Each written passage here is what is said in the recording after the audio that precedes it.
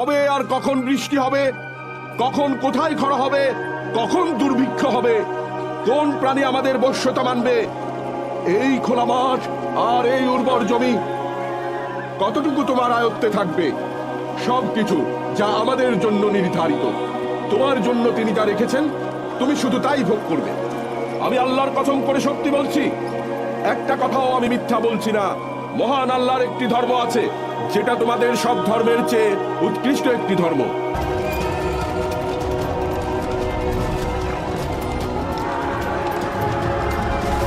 মারো ওদের!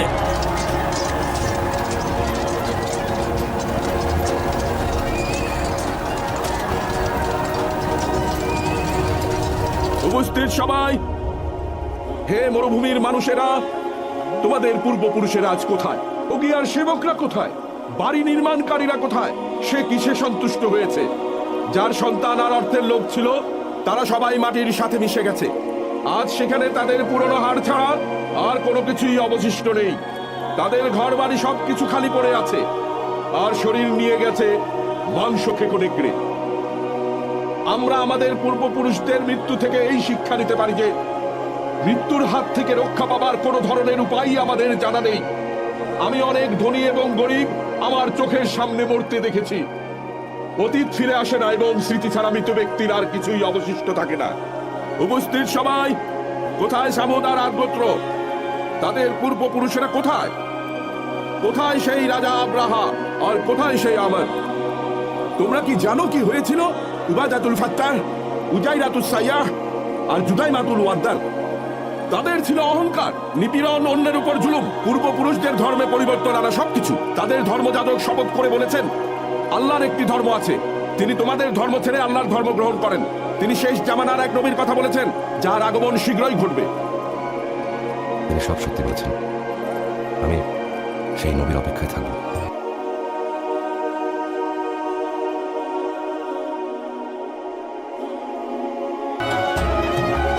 চারদিকে সব তো ঠিকঠাকই চলছে, এভাবে চললে।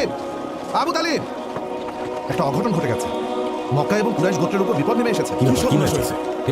আল বাররাদ ইবনে কাইস কিলাব গোত্রের একজন সর্দারকে হত্যা করেছে, যিনি আল নুমানের কাফেলাকে পথ দেখিয়ে নিয়ে যাচ্ছিলেন। কি বলছো? আলবাররা কিলাব গোত্রের একজনকে মেরে ফেলেছে, তাও উকাদের সময়? কাকে হত্যা করেছে? হার রাহালকে হত্যা করেছে। রাহালকে? কি বলছো তুমি এসব? রবের কসম, কিলাব গোত্রের খবর পেলে আমাদের সবাইকে মেরে ফেলবে। এখন কি করবো? মক্কায় ফিরে চলো, এক্ষুনি মক্কায় ফিরে চলো। মোহাম্মদ, শুনতে পাচ্ছ? জলদি এসো। বাররাদের সাথে দেখা করে চালাকি করতে হবে, আর কোনো সমাধান নেই। লোক পাঠাতে হবে যাতে কুরাইশ ও কিনানার লোকদের কাছে ঘোষণা করে মক্কায় গন্ডগোল হয়েছে, তাই ফিরে যেতে হবে। শোনো কুরাইশের জনগণ, শোনো কুরাইশের জনগণ, কিলাব আর আমির গোত্রের লোকেরা আমাদের ধরে ফেলার আগে এখান থেকে পালাতে হবে। তাড়াতাড়ি করো, আমাদের দ্রুত বাইতুল হারামে পৌঁছাতে হবে।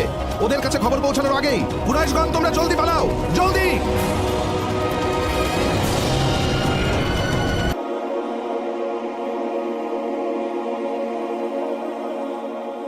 এই যুদ্ধ 4 বছর পর্যন্ত চলতে থাকে। এর ফলে কুরাইশ ও কিনানা গোত্রের মধ্যে বাণিজ্য চুক্তি বন্ধ হয়ে যায়। অপরদিকে মিত্র গোত্রগুলো হাওয়াজান গোত্রের সাথে বাণিজ্য বন্ধ করে। এ যুদ্ধে অনেক বীর সৈনিকদের পতন হয়েছিল। এতে কুরাইশ গোত্রেরও অনেক মানুষ মারা যায়, যাদের মধ্যে মক্কা প্রধান আব্দুল মুত্তালিবের কন্যা সোফিয়ার স্বামী আল আওয়াম ইবনে খুয়ালিদ এবং হিজাম ইবনে খুয়ালিদ ছিলেন, যারা দুজন সকল মুমিনের জননী হযরত খাদিজা রাদিয়াল্লাহু তাআলা আনহার আপন ভাই। আবু সুফিয়ানও নিহত হন। বনী কায়েস গোত্রেরও অনেকে, যেমন জুবাইর ইবনে রাবিয়ার মতো বিখ্যাত ব্যক্তিরা মারা যান। এরপর দুই পক্ষ শান্তি চুক্তির আলোচনায় বসে। উদার গোত্র, আপনারা কেন লড়াই করছেন? কেন ডেকেছো আমাদের? শান্তির জন্য। কিভাবে সেটা? আপনাদের মৃতের ক্ষতিপূরণ দেব, আর আপনারা তাই করবেন। কে তুমি? তোমাকে কিভাবে বিশ্বাস করব? আমি উতবা ইবনে রাবিয়া ইবনে আব্দুস শামস ইবনে আব্দুল মানাফ। সম্ভ্রান্ত বংশের লোক। আপনারা আমাদের উপর যদি ভরসা করেন তাহলে আমাদের একজনকে জিম্মায় রাখতে পারেন। আমরা যাকে জিম্মায় দিতে চাই তিনি হলেন হাকিম ইবনে হাজাম। এই যুদ্ধে সে তার বাবাকে হারিয়েছে। কুরাইশদের অনেক বড় বীর ছিলেন তিনি, তার ছেলেদের মতোই। আমরা জানি যে আমরা বিজয়ী, আমরা ভেঙে পড়িনি, আর আমরা কথা দিয়ে কথা রাখি। আমরা কখনোই পালিয়ে যাইনি, কিন্তু আমরা যুদ্ধ করতে করতে বিরক্ত হয়ে গেছি। আর চাইলে আবু বাররাদকেও রাখতে পারেন, তিনি একজন মক্কার প্রধান আর গুরুত্বপূর্ণ ব্যক্তি। আমরা রাজি। হে মক্কাবাসী, আমরাও যুদ্ধের উপর বিরক্ত হয়ে গেছি। আমরা তোমাদের বিশ্বাস করলাম, তাই জিম্মায় কাউকে রাখবো না। দুই পক্ষের শান্তি চুক্তির পর উতবা সর্দার নির্বাচিত হয়। যদিও সে খুব গরিব ছিল, কুরাইশেরা সে সময় বলতো আজ পর্যন্ত আবু তালিব আর রাবিয়ার ছেলে উতবা ছাড়া আর কোনো গরিব লোক কুরাইশদের সর্দার হতে পারেনি। আর যদিও আল বার্রাহ হারব ইবনে উমাইয়ার বন্ধু ছিল, তারপরও সেই একমাত্র ব্যক্তি যে কিনা উরওয়াহ আল রাহাল আল কিলাবিকে হত্যা করেছিল। এই হত্যার মূল কারণ ছিল আল নোমানের কাফেলারা কখনোই কুরাইশদের অনুমতি ব্যতীত যেন তাদের ভূমিতে প্রবেশ করতে না পারে। এ কারণে কুরাইশরা সকল বাণিজ্য সফরের নেতৃত্ব, কাফেলাদের বাণিজ্য, সকল চুক্তি আর ক্ষমতা নিয়ে নেয়। বলা যায় শুধু আল বার্রার অপরাধের কারণেই সেই যুদ্ধ সংগঠিত হয়নি। কুরাইশেরা আসলে পার্সিয়া আর বাইজেন্টাইনদের কাছ থেকে স্বাধীনতা চাইত, আর সেই সাথে তারা চাইত সমগ্র আরবের বাণিজ্যকে তাদের দখলে নিতে। শান্তি চুক্তি সম্পাদিত হবার পর মহানবী উকাজের যুদ্ধে পীড়িতদের সহায়তা দানে যুবকদের নিয়ে ইতিহাসের প্রথম শান্তি সংঘ স্থাপন করেন। ফিজার যুদ্ধের পরিণতি হিসেবে কুরাইশরা বুঝতে পারে মক্কার এই অবস্থার জন্য তারা নিজেরাই দায়ী। এসব ঘটনার জেরে আব্দুল্লাহ ইবনে জাদানের ঘরে সভা বসে। সভাকে সফল করার জন্য কিছু ব্যক্তি পরামর্শ করার উদ্দেশ্যে কাবা ঘরে মিলিত হন। এই উকাজ বা ফিজার যুদ্ধের জন্য মহানবী যে শান্তি সংঘ স্থাপন করেছিলেন তিনি তার নাম দেন হেলফুল ফুজুল।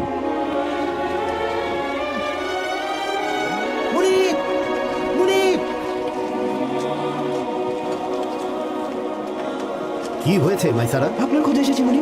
কেন, কি হয়েছে? কবি খাদিজা খবর দিয়েছেন একজন সৎ বিশ্বাসী নিষ্ঠাবান কুরাইশ যুবক খুঁজে দিতে হবে তার ব্যবসা পরিচালনা করার জন্য। তার স্বামী মৃত্যুর পর ব্যবসা বাণিজ্য সামলাতে তিনি একা পারছেন না।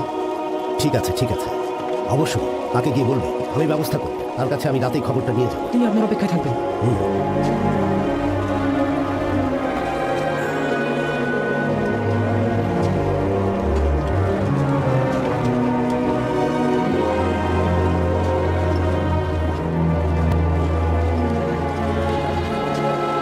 স্বাগতম আবু সুফিয়ান।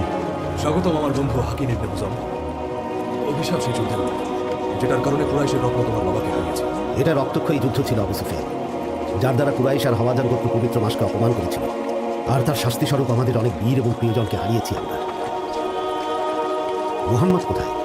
তুমি তো জানো মোহাম্মদকে, যদি কখনো তার কোনো কাজ না থাকে তাহলে সে হয় হেরার গুহায়, নয়তো সাউর গুহায় বসে ধ্যানমগ্ন থাকে। তুমি তো এই বিষয়টা জানোই আবু সুফিয়ান, যে তুমি, আমি, আবু বকর আর তোমার চাচাতো ভাই মোহাম্মদ বিন আব্দুল্লাহ, আমাদের এই বন্ধুত্ব পুরো কুরাইশের মধ্যে আদর্শ বন্ধুত্বের উদাহরণ। আল্লাহ জানেন আমরা একে অপরের কাছে কতটা বিশ্বস্ত আর কতটা ভালোবাসি। আমি মোহাম্মদের কাছে একটা প্রস্তাব নিয়ে এসেছি, আশা করছি সে ফিরিয়ে দেবেন। যদি ভালো কোনো কাজ হয় তাহলে অবশ্যই ভাই সেটাতে রাজি হবে। তুমি তো জানোই সে ভালো কাজে সাহায্যের ব্যাপারে কখনোই কাউকে নিরাশ করে না। আমি জানি আবু সুফিয়ান, ছোট থেকেই মোহাম্মদ চাচা আবু তালেবের কাছে বড় হয়েছে, যে অনেক ছেলে মেয়ে ভরণ পোষণ করে। যদিও তার অবস্থা খুব খারাপ ছিল আর এখন তো গরিব হয়ে গেছে। আর এটাও জানি এই কারণে মোহাম্মদ মনে মনে অনেক কষ্ট পাচ্ছে, আর সে চাচার জন্য কিছু করতে চায় যাতে চাচার কষ্ট কমে। তুমি কি তাকে কোনো সাহায্য করতে পারবে? পারব। তার ফুপি খাদিজা কুরাইশদের মধ্য থেকে লোক করছে তার ব্যবসা দেখাশোনা সহ সব দিক পরিচালনার জন্য। তুমি তো জানো সে মক্কার মধ্যে সেরা ধনী মহিলাদের মধ্যে অন্যতম। তার ব্যবসার দেখাশোনার জন্য একজন সৎ ব্যক্তি খুঁজছে, আর পুরো মক্কার মধ্যে আমাদের মোহাম্মদের মতো এত সৎ, বিশ্বস্ত আর নিষ্ঠাবান ব্যক্তি কোথায় পাবো? তুমিই বলে দাও আমাকে। আমার মনে হয় সে রাজি হবে। আমি জানি তোমার কবি খাদিজা মক্কার একজন সম্মানিত মহিলা, আর মোহাম্মদও একজন সৎ এবং বিশ্বস্ত পুরুষ। চলো আমরা তার কাছে যাই। চলো যাই। এত চিন্তা করবেন না তালিবের আপা, চিন্তা করা বন্ধ করুন। তুমি তো জানো আমি অভাব নিয়ে চিন্তায় আছি, কিন্তু আমার এর চেয়েও বেশি চিন্তা হচ্ছে প্রিয় মোহাম্মদকে নিয়ে। মোহাম্মদ আমাদের কাছে আমাদের ছেলে তালিব, আকিল আর জাফরের মতোই আছে। আমি জানি ফাতেমা, আমি জানি সে আমাদের অবস্থা সম্পর্কে জানে, তাই সে নিজের দুঃখ চেপে রেখে আমাদের জন্য কিছু করার চেষ্টা করছে। যদিও তার করার মতো কিছুই নেই, আর আমিও তার কাছ থেকে কোনো কিছুই নিতে চাই না। ও সাধারণ মানুষদের মতোই জীবনযাপন করুক, চাই না ও ঘরে কোনো দায়িত্ব পালন করুক। যদিও সে জানে না কীভাবে দারিদ্র্যের সঙ্গে মোকাবেলা করতে হয়, তবুও আপনার চেষ্টা করে যাচ্ছে আমাদের জন্য।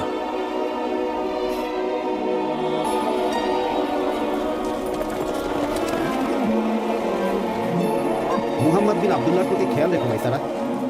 সত্যি বলছি মালিক, আমি এত বিশ্বস্ত, এত মহৎ আগে কাউকে কখনো দেখিনি, যেমনটা আমাদের এই মোহাম্মদ বিন আব্দুল্লাহ।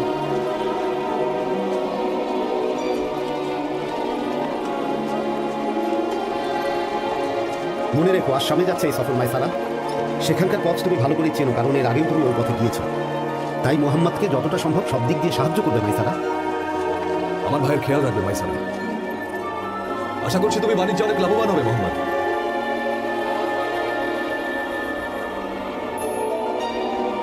আমি খুবই খুশি হয়েছি ফুপি। আমি এই বিষয়ে নিশ্চিত